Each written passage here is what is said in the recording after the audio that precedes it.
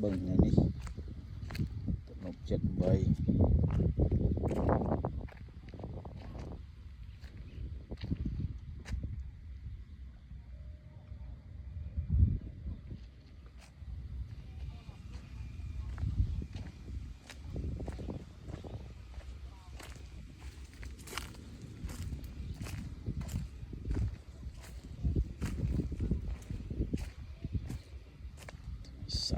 sợ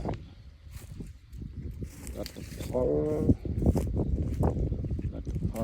phở và mùi hơi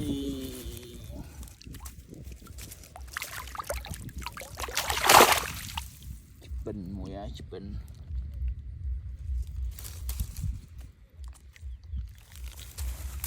mùi á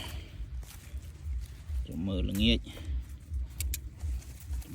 banประมาณละphở